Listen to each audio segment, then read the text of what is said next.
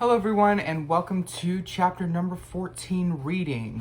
I'm just going to jump right into it and we are going to start with chapter 14, Norbert the Norwegian Ridgeback. Quirrell, however, must have been braver than they had thought. In the weeks that followed, he did seem to be getting paler and thinner, but it didn't look as though he had cracked yet. Every time they passed the third floor corridor, Harry, Ron, and Hermione would press their ears to the door to check that Fluffy was still growling inside. Snape was sweeping about in his usual bad temper, which surely meant that the stone was still safe. Whenever Harry passed Quirrell these days, he gave him an encouraging sort of smile, and Ron had started telling people off for laughing at Quirrell's stutter. Hermione, however, had more on her mind than the Philosopher's Stone. She had started drawing up revision timetables and color-coding all her notes. Harry and Ron wouldn't have minded, but she kept nagging them to do the same. Hermione, the exams are ages away. 10 weeks, Hermione snapped. That's not ages. That's like a second to Nicholas Flamel. But we're not 600 years old, Ron reminded her. Anyway, what are you revising for? You already know it all. What am I revising for? Are you mad? You realize we need to pass these exams to get into the second year? They're very important. I should have started studying a month ago. I don't know what's gotten into me. Unfortunately, the teachers seemed to be thinking along the same lines as Hermione. They piled so much homework on them that the Easter holidays weren't nearly as much fun as the Christmas ones. It was hard to relax with Hermione next to you, reciting the 12 uses of dragon's blood or practicing wand movements. Moaning and yawning, Harry and Ron spent most of their free time in the library with her, trying to get through all their extra work. I'll never remember this, Ron burst out one afternoon, throwing down his quill and looking longingly out of the library window. It was the first really fine day they had had in months. The sky was a clear forget-me-not blue, and there was a feeling in the air of summer coming. Harry, who was looking up Dittany and 100 magical herbs and fungi, didn't look up until he heard Ron say, Hagrid, what are you doing in the library? Hagrid shuffled into view, hiding something behind his back. He looked very out of place in his moleskin overcoat. Just looking, he said in a shifty voice that got their interest at once. And what are you lot up to? He said, suddenly suspicious. You're not still looking for Nicholas Flamel, are you? Oh, we found out about him ages ago, said Ron impressively. And we know what that dog's guarding. It's the Philosopher's Shh! Hagrid said, looking around quickly to see if anyone was listening. Don't go shouting about it! What's the matter with you? There are a few things we wanted to ask you, as a matter of fact, said Harry. About what's guarding the stone apart from Fluffy? Shh! Hagrid said again. Listen. Come and see me later. I'm not promising I'll tell you anything, mind, but don't go rapping about it here. Students aren't supposed to know. They'll think I told you. See you later then, said Harry. Hagrid shuffled on. What's he hiding behind his back? Said Hermione thoughtfully.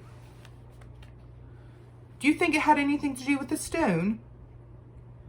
I'm going to go see what section he was in, said Ron, who'd had enough of working. He came back a minute later with a pile of books in his arms and slammed them down on the table. Dragons, he whispered. Hagrid was looking up stuff about dragons. Look at these. Dragon species of Great Britain and Ireland, from egg to inferno. A dragon keeper's guide. Hagrid's always wanted a dragon. He told me so the first time I ever met him, said Harry. But it's against our laws, said Ron. Dragon breeding was outlawed by the Warlock Convention of 1709. Everyone knows that. It's hard to stop muggles noticing us if we're keeping dragons in the back garden. Anyway, you can't tame dragons. It's dangerous. You should see the burns Charlie's got off the wild ones in Romania. But there aren't wild dragons in Britain, said Harry. Of course there are, said Ron. Commonwealth green, and Hybridine blacks. The Ministry of Magic has a job hushing them up, I can tell you. I'll have to keep putting on spells on muggles who spotted them and to make them forget. So what on earth is Hagrid up to? Said Hermione. When they knocked on the door of the gamekeeper's hut an hour later, they were surprised to see that all the curtains were closed. Hagrid called, "Who is it?" before he let them in, and then shut the door quickly behind them. It was stifling hot inside. Even though it was such a warm day, there was a blazing fire in the grates. Hagrid made them tea and offered them salt sandwiches, which they refused. "So, you want to ask me something?" "Yes," said Harry. There was no point in beating around the bush. "We were wondering if you could tell us what's guarding the Philosopher's Stone apart from Fluffy." Hagrid frowned at him. "Of course I can't," he said. "Number one, I don't know myself. Number two, you know too much already, so I wouldn't tell you if I could. The stone's here for a good reason. It was almost stolen out Gringotts. I suppose you worked that out and all. Beats me how you even know about Fluffy." "Oh, come on, Hagrid. You might not want to tell us, but you do know. You know everything that goes on around here," said Hermione in a warm, flattering voice. Hagrid's beard twitched, and they could tell he was smiling. "We were only wondering who had done the guarding, really," Hermione went on. "We wondered who Dumbledore had trusted enough to help him, apart from you." Hagrid's chest swelled at these last words. Harry and Ron beamed at Hermione. "Well, I don't suppose it could hurt to tell you that. Let's see. He borrowed Fluffy from me. Then, teachers did some enchantments. Professor Sprout, Professor Flitwick, Professor McGonagall," he ticked them all off his fingers. "Professor Quirrell, and Dumbledore himself did something, of course. Hang on, I've forgotten someone. Oh, yeah, Professor Snape." "Snape?" "Yeah, you're not still on about that, are you? Look, Snape's hate protect the stone. He's not about to steal it." Harry knew Ron and Hermione were thinking the same as he was. If Snape had been in on protecting the stone, it must have been easy to find out how the other teachers had guarded it. He probably knew everything except, it seemed, Quirrell's spell and how to get past Fluffy. "You're the only one who knows how to get past Fluffy, aren't you, Hagrid?" said Harry anxiously. "And you wouldn't tell anyone, would you? Not even one of the teachers?" "Not a soul knows except me and Dumbledore," said Hagrid proudly. "Well, that's something," Harry muttered to the others. "Hagrid, can we have a window open? I'm boiling." "Can't, Harry. Sorry," said Hagrid. Harry noticed him glance at the fire. Harry looked at it too. "Hagrid, what's that?" But he already knew what it was. In the very heart of the fire, underneath the kettle, was a huge black egg. Said Hagrid, fiddling nervously with his beard. "That's, Where did you get it, Hagrid?" said Ron, crouching over the fire to get a closer look at the egg. "It must have cost you a fortune." "Won it," said Hagrid, "last night. I was down in the village having a few drinks and got in a game of cards with a stranger. I think he was quite glad to get rid of it, to be honest." "But what are you going to do with it when it's hatched?" said Hermione. "Well, I've been doing some reading," said Hagrid, pulling a large book out from underneath his pillow. "Got it out of the library. Dragon Breeding for Pleasure and Profit. It's a bit out of date, of course, but it's all in here. Keep the egg in the fire because their mothers breathe on them, see? And when it hatches, feed it on a bucket of brandy mixed with chicken blood every half hour. And see here how to recognize different eggs. What I got there's a Norwegian Ridgeback. They're rare, them." He looked very pleased with himself, but Hermione didn't. "Hagrid, you live in a wooden house," she said. But Hagrid wasn't listening. He was humming merrily as he stroked the fire. So now they had something else to worry about. What might happen to Hagrid if anyone found out he was hiding an illegal dragon?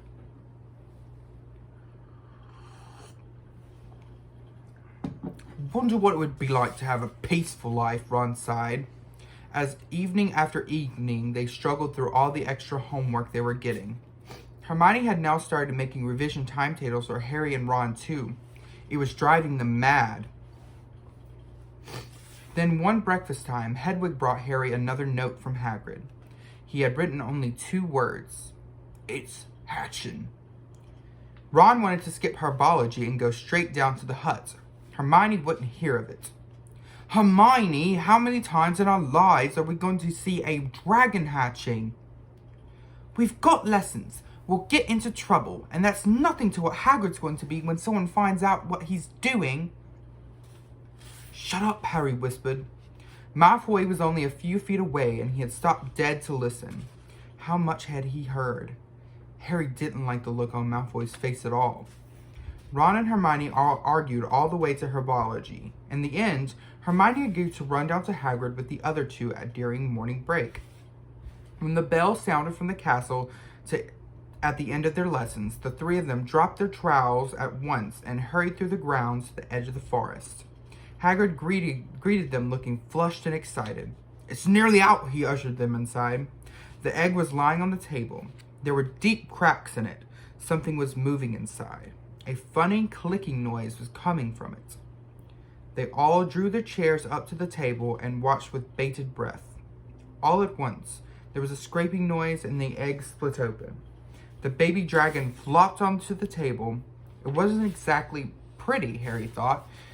It looked like a crumpled black umbrella. Its spiny wings were huge compared to its skinny jet black body, and it had a long snout with wide nostrils, stubs of horns, and bulging orange eyes. It sneezed. A couple of sparks flew out of its snout. "Isn't he beautiful?" Hagrid murmured. He reached out a hand to stroke the dragon's head. It snapped at his fingers, showing pointed fangs. "Bless him, knows his mummy," said Hagrid. "Hagrid," said Hermione, "how fast do Norwegian ridgebacks grow exactly?" Hagrid was about to answer when the color suddenly drained from his face. He leapt to his feet and ran to the window. "What's the matter?" "Someone was looking through the gap in the curtains. It's a kid. He's running back up to the school." Harry bolted to the door and looked out. Even at a distance, there was no mistaking him. Malfoy had seen the dragon. Something about the smile lurking on Malfoy's face during the next week made Harry, Ron, and Hermione very nervous. They spent most of their free time in Hagrid's darkened hut, trying to reason with him. "Just let him go," Harry urged. "Set him free." "I can't," said Hagrid. "He's too little. He'd die." They looked at the dragon. It had grown 3 times in length in just a week. Smoke kept furling out of its nostrils. Hagrid hadn't been doing his gamekeeping duties because the dragon was keeping him so busy. There were empty brandy bottles and chicken feathers all over the floor. "I've decided to call him Norbert," said Hagrid, looking at the dragon with misty eyes. "He really knows me now. Watch. Norbert? Norbert, where's Mummy?" "He's lost his marbles," Ron muttered to Harry. "Hagrid," said Harry loudly, "give it a fortnight and Norbert's going to be as long as your house. Malfoy could go to Dumbledore at any moment." Hagrid bit his lip. "Oh, I know I can't keep him forever, but I just can't dump him. I can't." Harry suddenly turned to Ron. "Charlie," he said. "You're losing it too," said Ron. "I'm Ron, remember?" "No, Charlie, your brother Charlie, in Romania, studying dragons. We can send Norbert to him.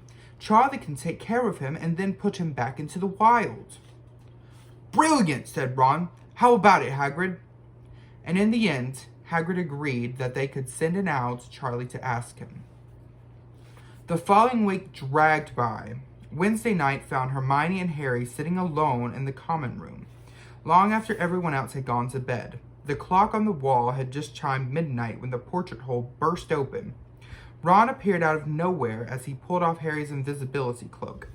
He had been down to Hagrid's hut helping him feed Norbert, who was now eating dead rats by the crate.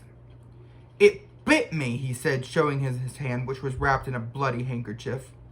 I'm not going to be able to hold a quill for a week, I tell you. That dragon's the most horrible animal I've ever met.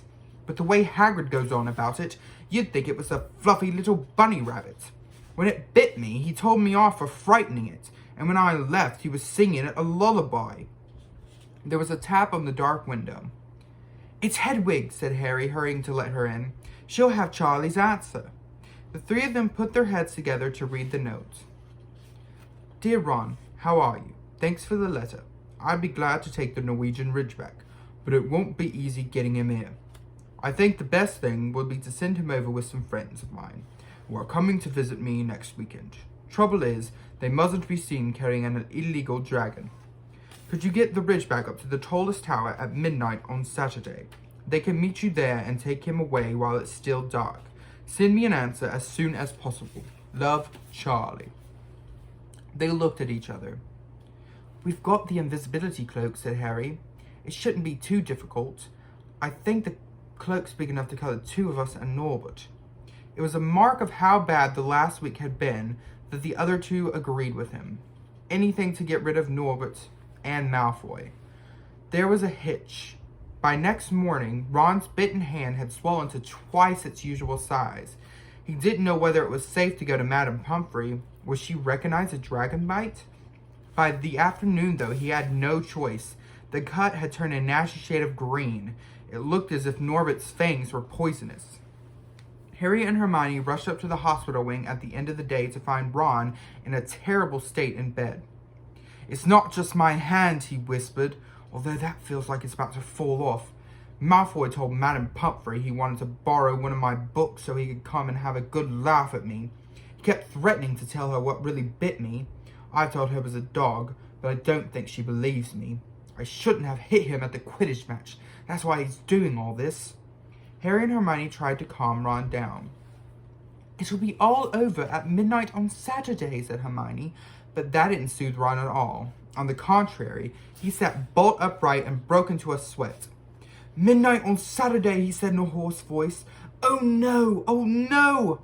I've just remembered. Charlie's letter was in that book Malfoy took. He's going to know we're getting rid of Norbert. Harry and Hermione didn't get a chance to answer. Madame Pomfrey came over at that moment and made them leave, saying Ron needed sleep. It's too late to change the plan now, Harry told Hermione. We haven't got time to send Charlie another owl. This couldn't be our only chance to get rid of Norbert. We'll have to risk it. And we have got the invisibility cloak. Malfoy doesn't know about that. Hello.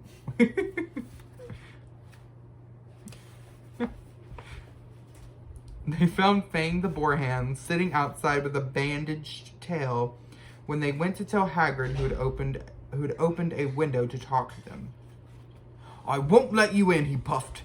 Norbert's at a tricky stage. Nothing I can't handle.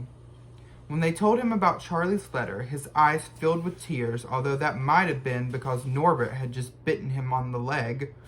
Ugh, that's all right. I've got he just only got me boot. Just playing. He's only a baby after all. The baby banged its tail on the walls, making the windows rattle. Harry and Hermione walked back to the castle, feeling Saturday couldn't come quickly enough. They would have felt sorry for Hagrid when the time came for him to say goodbye to Norbert, if they hadn't been so worried about what they had to do. It was a very dark, cloudy night, and they were a bit late arriving at Hagrid's hut because they had had to wait for Peeves to get out of their way in the entrance hall where he had been playing tennis against the wall. Hagrid had Norbert packed and ready in a large crate. He's got lots of rats and some brandy for the journey, said Hagrid in a muffled voice. And I packed his teddy bear in case he gets lonely. From inside the crates came a ripping noise that sounded to Harry as though Teddy was having his head ripped off. Bye-bye, Norbert, Hagrid sobbed as Harry and Hermione covered the crate with the invisibility cloak and stepped underneath it themselves. Mummy will never forget you. How they managed to get the crate back up to the castle, they never knew. Midnight ticked nearer as they heaved Norbert up the marble staircase in the entrance hall, and along the dark corridors up another staircase, then another. Even one of Harry's shortcuts didn't make the work much easier. Nearly there, Harry panted as they reached the corridor beneath the tallest tower. Then a sudden movement ahead of them made them almost drop the crates. Forgetting they were already invisible, they shrunk into the shadows, staring at the dark outlines of two people grappling with each other 10 feet away. A lamp flared. Professor McGonagall, in a tartan dressing gown and a hairnet, had Malfoy by the ear. "Detention," she shouted, "and 20 points from Slytherin. Wandering around in the middle of the night. How dare you?" "You don't understand, Professor. Harry Potter's coming. He's got a dragon." "What utter rubbish! How dare you tell such lies? Come on, I shall see Professor Snape about you, Malfoy." The steep spiral staircase up to the top of the tower seemed the easiest thing in the world after that. Not until they stepped out into the cold night air did they throw out the cloak, glad to be able to breathe properly again. Hermione did a sort of jig. "Malfoy's got detention. I could sing." "Don't," Harry advised her. Chuckling about Malfoy, they waited. Norbert thrashing about in his crates. About 10 minutes later, 4 broomsticks came swooping down out of the darkness. Charlie's friends were a cheery lot. They showed Harry and Hermione the harness they had rigged up so they could suspend Norbert between them. They all helped buckle Norbert safely into it, and then Harry and Hermione shook hands with the others and thanked them very much. At last, Norbert was gone. They slipped back down the spiral staircase, their hearts as light as their hands now that Norbert was off them. No more dragon, Malfoy in detention. What could spoil their happiness? The answer to that was waiting at the foot of the stairs as they stepped into the corridor. Filch's face loomed suddenly out of the darkness. Well, he whispered. "We are in trouble." They had left the invisibility cloak on the top of the tower. End of chapter. Hope you guys enjoyed that chapter. So we are actually getting very close to the end. We only have 3 more chapters left, so we will actually finish on Friday. Again, I hope you guys enjoyed. I will be here tomorrow to read chapter 15. You guys have a good one. Bye.